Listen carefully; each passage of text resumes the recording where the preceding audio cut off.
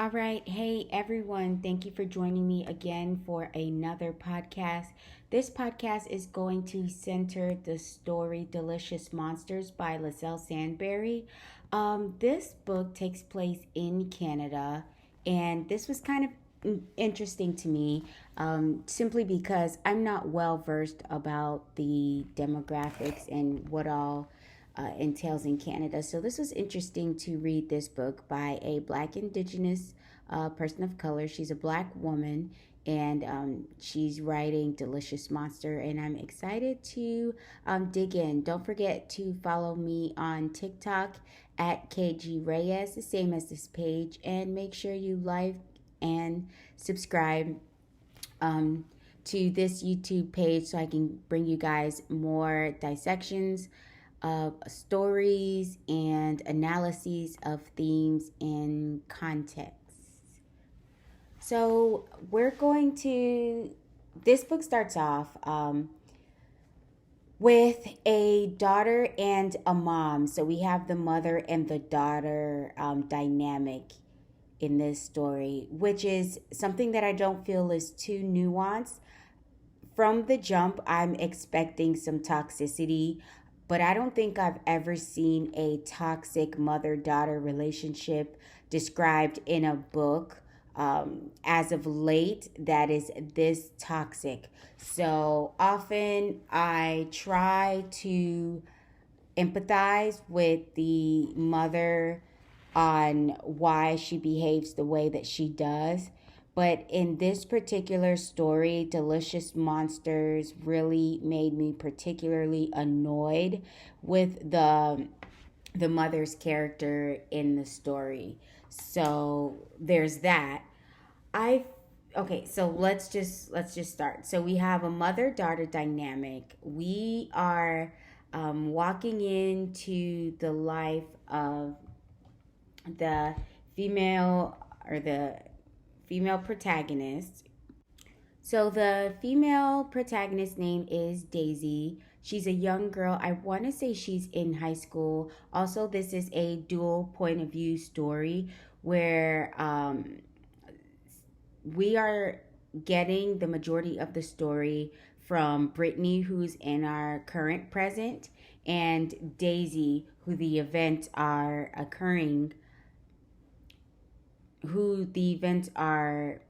affecting in slight. It's the past, but it's not way far in the past, but it is in the past.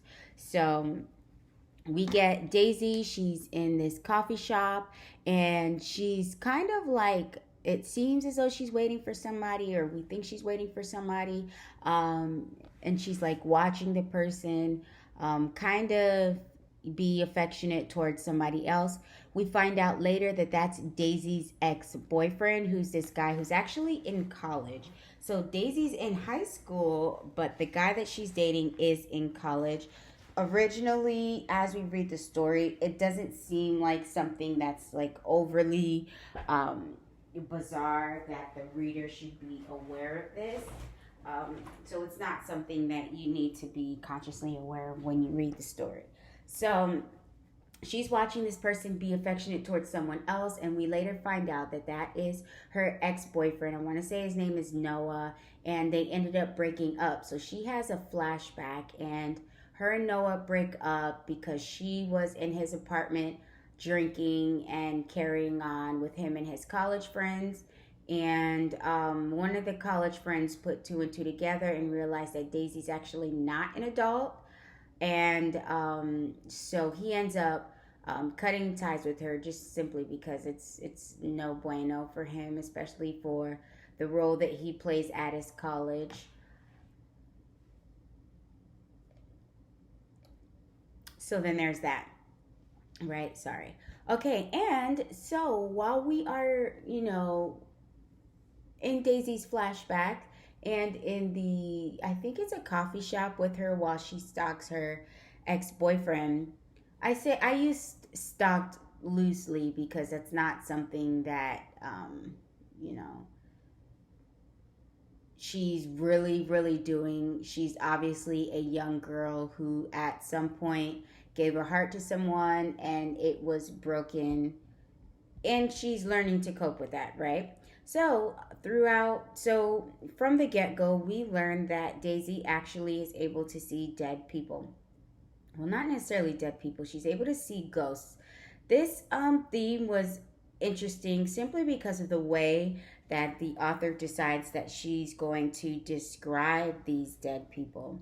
Okay, so we get a real in-depth description of what it's like to be dead, which is really good, and what the dead actually do when they are dead. So this was super nuanced because it is a theme that has been played out. We all know many different stories and movies that play the I see dead people card, but this one is super nuanced because Daisy explains, how they exist with humans at the same time. So that was really interesting. So we get that, and yeah, so Daisy and her mom are, her mom works. Her mom's not particularly talkative. Daisy talks a lot about how her mom sort of keeps to herself. So we kind of get the impression that her mom is an introvert. Daisy has less than, a real relationship with her father. They talk here and there, and he definitely pays child support on time, is what we get. They think they talk once a week, like every Saturday, and Daisy's just not particularly close to him, anything like that. And Daisy literally has like one friend in high school.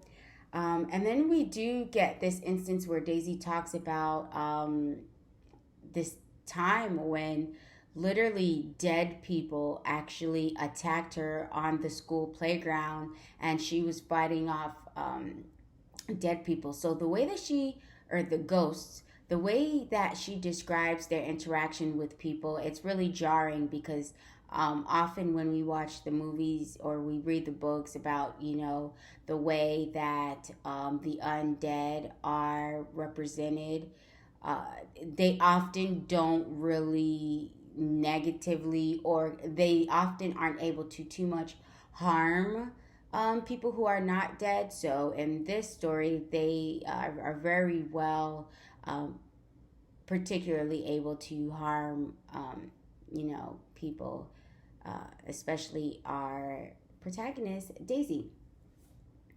So there's that. Also, okay, so we see Daisy and her mom just living a life like a mother and daughter, not necessarily like Gilmore Girls, but just more in a different way. So her mother ends up getting a phone call from Daisy's grandmother, and she ends up letting her know that she inherited this house, that she calls him, I want to say her uncle.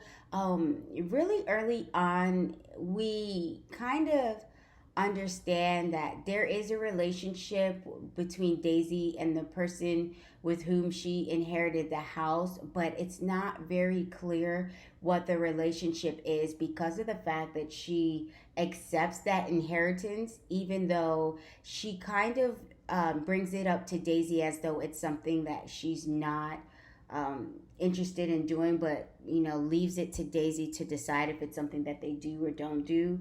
So they end up going for it, and it seems like it's Daisy's decision. We find out more about that later on. This is a house that the mother has spent many summers in, and we find out a couple more things. So I don't want to go ahead. So Daisy and her mom finally pack up and they drive. This is all in Canada. So Daisy lives in Toronto, so it's a big city now, but her and her mom are moving to like the countryside of Canada. Okay, so they drive there and they need like a boat to get to the house. So once they get to the house, they find out that they're not even actually staying in the house. They're staying in like these guest quarters they call the bunkie. And the mom doesn't give Daisy, too many explanations as to, why this is how they're gonna live. We do find out though that Daisy's mother plans to use the home as an Airbnb. It's something that Daisy's mother is super focused on, and as the reader, we don't really quite understand why the mother is so fixated on making sure this Airbnb thing works. And then we also get introduced to the neighbors, which is a black family as well, and we find out that they're psychics. They outright say it. They're not pretending that this is just like a shtick. They are actually claiming to be psychics, and they have a son, and the son is a psychic as well. And then Daisy meets the son, and the son actually helps her get to school on her first day of school. He helps her get settled and things like that. We also see that Daisy meets another friend. So Daisy also meets this other girl, but her name literally escapes me, and I just can't find it because it was an audiobook. And I just can't find the name of the other girl that Daisy meets. So, yeah, so she meets another girl as well. And so things, continue in the life of Daisy in this point of view. Then we move to Brittany's point of view. Brittany is a um, a college girl, and she has a best friend, and they both do documentaries for this company. And the documentaries are like about haunted locations, and they talk about stories that are untold that center black people, and it's super interesting. So they actually pick up the story of Daisy. So early on, we find out something happens um, with Daisy or around Daisy, and these people are trying to get to the bottom of it, essentially, right? Because something terrible happens in the current house that Daisy and her mom, from Daisy's point of view, had just moved into, and Brittany, who is telling the story in the present, explains to us that something terrible happened, and it's her job and her partner's job to figure out and get down to the details about what happened. Um, and Brittany as well has a tumultuous relationship with her own mother, and Brittany's mother actually stayed in that mansion.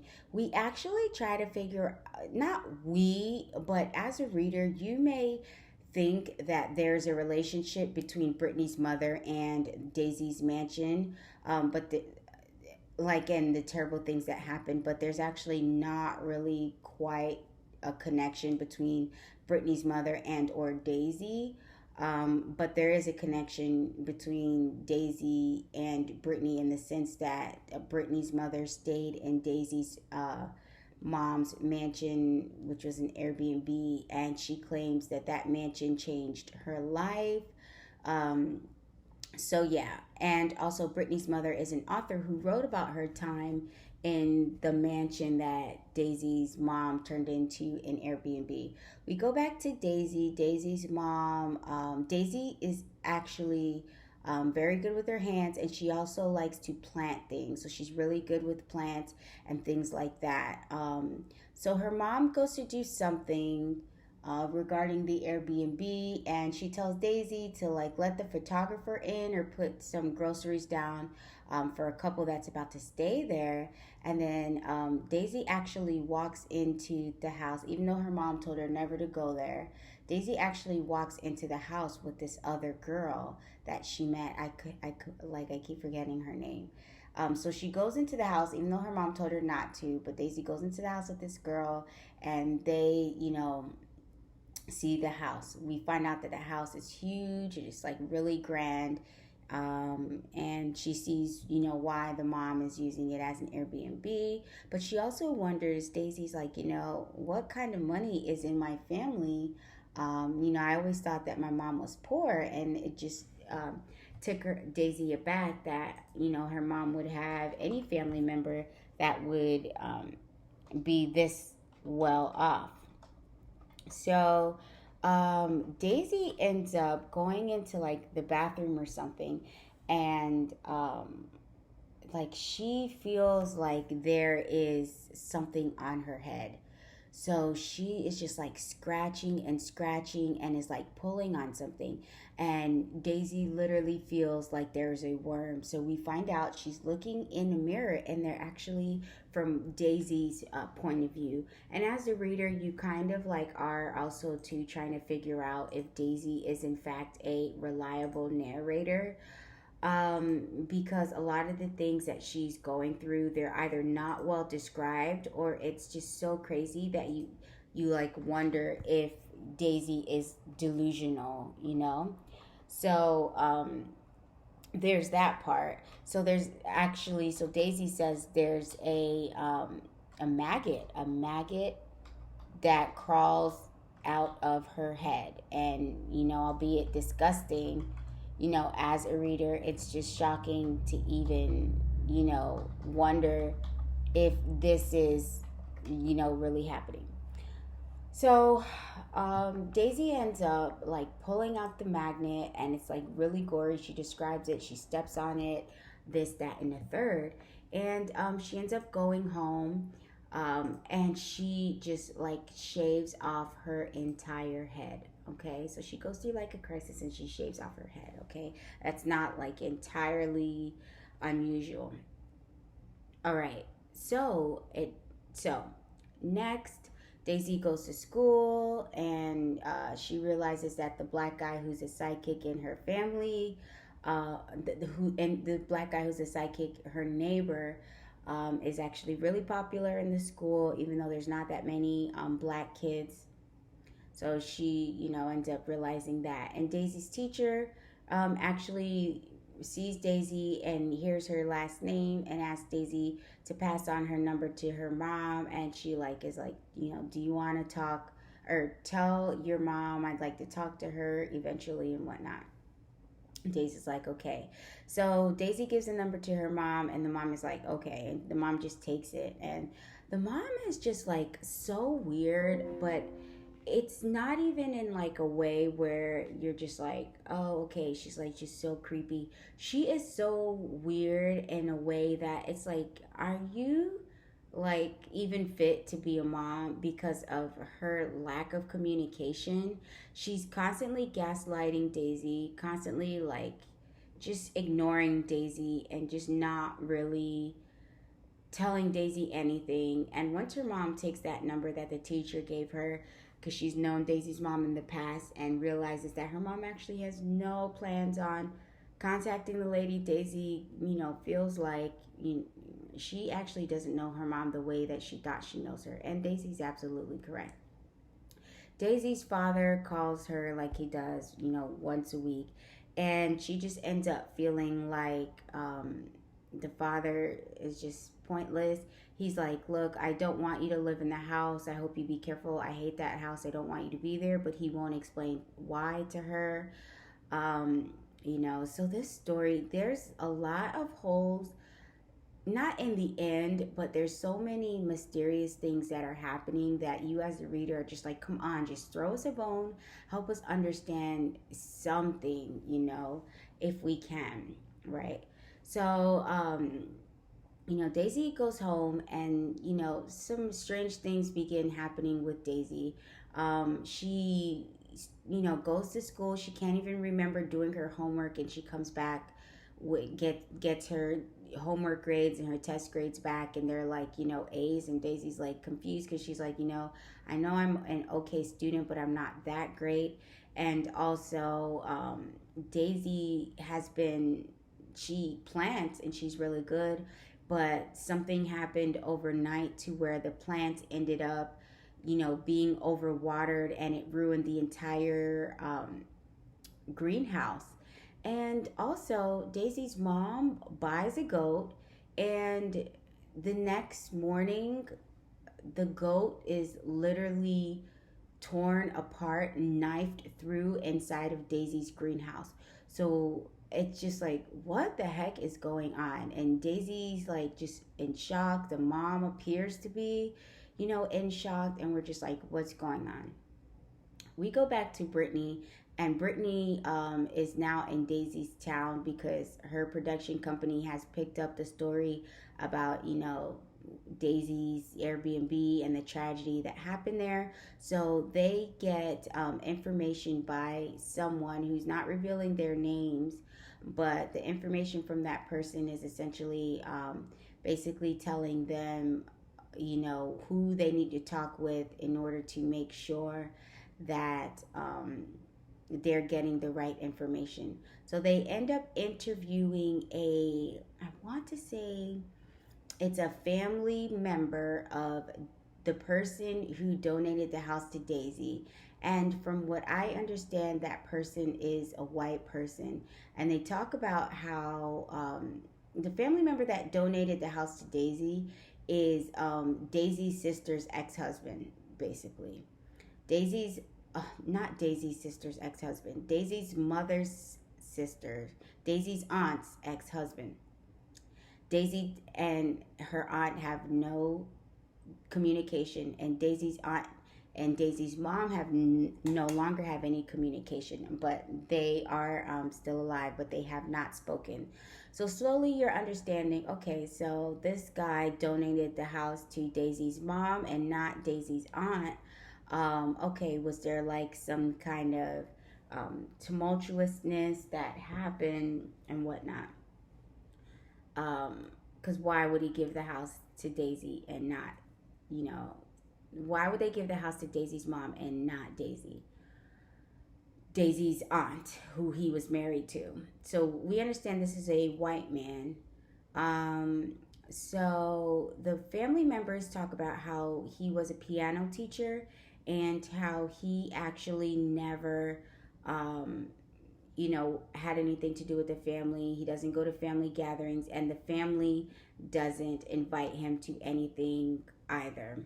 So this is being told to Brittany, and Brittany's like wondering, this is interesting. Okay, so she continues to take note and, to try to figure out the connection.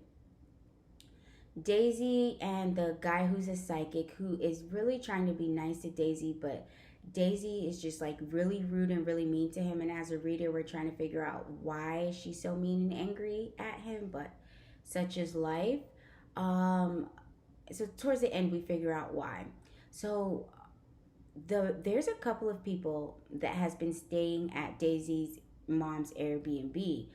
One person actually, I want to say the husband's wife ends up dying in a room in the house while Daisy was there exploring it with this other girl that she met, who tells Daisy pretty much a lot about the house. So this girl that Daisy met knows a lot about the house. Um, so some guy's wife ends up dying in the house while Daisy's there. Daisy hears it all happen and she just is unable to help them. And so that happened. And it happens in this room. Long story short, once that person passes in the house, Daisy goes in the house. But we, as the reader, learn that this room in the house, so we're thinking that this house is haunted. It's often referred to in the story as like something that is alive, something that is eating. And since Daisy is so good with her hands, we find out later that Daisy's mom actually utilizes Daisy's knowledge of plants to actually help her, quote unquote, cultivate the life of the house. Um, so we find out after those people die that Daisy's mom is actually feeding people to the house. The reason that Daisy's mom is feeding people to the house is because the man who left Daisy's mom the house actually was molesting Daisy. But the house used to save her. Daisy's sister used to travel, and the man used to be left in the home with Daisy. And so he used to go into her room. They don't speak about, the things that he used to do, but it's kind of insinuated when Daisy walks into this room that actually is sort of like a memory room of the room her mom used to live in. And the man, who was a piano teacher, not only was molesting Daisy, was actually molesting the other students that he used to teach. And remember when I told you about the teacher in Daisy's school who wanted Daisy to call her? He used to molest her as well, and she was friends with Daisy's mom when they were younger. And back when Daisy's mom was young, and she used to go there for the summers when Daisy's mom was young, they actually sacrificed an animal for the house because Daisy's mom, since she has lived in the house as a teenager and visited every summer, has been um, sacrificing things to the house in order to keep her um, sister's husband away from her room. And the more that she fed to the house, the less the man bothered her, is how it was described. And this was described by Daisy's mom. So we find out that Daisy's father and Daisy's mom actually hunched in the room that Daisy's mom used to sleep in one of the summers, the last summer that Daisy's mom was ever there. And Daisy's father, because I don't think he ever went back there. He felt like the house was, way too creepy for him to be there. So they hunched, just figure out what you think hunch means, in that room. And Daisy was conceived, and the mother promised Daisy to the house. However, the mother didn't keep that promise and actually left that summer after she did that, because she just had enough of her sister's husband and had, just enough of everything, that was going on. So she left and never came back. The house was promised Daisy, but they never got Daisy, because the house told her, or she's saying that the house was going to give her a child with gifts. So that's why Daisy's gift is seeing the dead people. And Daisy's gift is supposed to be bringing the dead people, having the dead people, transition to like their next step in life. But the thing is, dead people don't go to the house. So it's just like this really, convoluted thing. So the mother hunched in the house to have a child with gifts that will end up helping the house in the future. But the mother left and did not end up following through with that promise once she conceived Daisy. However, another child was actually conceived in the house, which was Daisy's sister. Daisy's sister ended up having a baby with her husband, that white man.